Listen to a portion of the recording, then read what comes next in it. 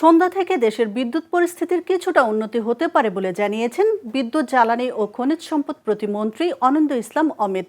আজ সচিবালয়ে গ্যাস ও বিদ্যুৎ পরিস্থিতি নিয়ে সাংবাদিকদের সঙ্গে আলাপকালে তিনি জানান, প্রাকৃতিক দুর্যোগের কারণে এলএনজি খালাস ব্যাহত হওয়ায় গ্যাস সরবরাহে স্থবিরতা দেখা দিয়েছে।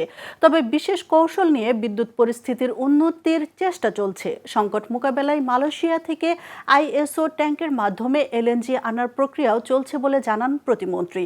তিনি বলেন, দেশীয় উৎপাদন রাতারাতি বাড়ানো সম্ভব নয়, তাই দীর্ঘমেয়াদী সমাধানের পথে এগুচ্ছে মন্ত্রণালয়। একই সঙ্গে সংকট মোকাবেলায় বিশেষজ্ঞ ও ব্যবসায়ীদের পরামর্শও নেওয়া হচ্ছে।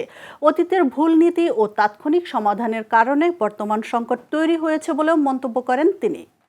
গ্যাস যদি আপনি পর্যাপ্ত সাপ্লাই না করতে পারেন তাহলে বিদ্যুতের সংকট হবে, পাওয়ার প্ল্যান্টটা না দিতে পারে। তারপর আমরা একটা কৌশল নিয়েছি, আমরা সেই কৌশলটা গতকাল সন্ধ্যা থেকে নিয়েছি। আমরা আশা করছি আজকে সন্ধ্যা থেকে বিদ্যুৎ পরিস্থিতির কিছুটা হলে উন্নতি হবে ইনশাআল্লাহ।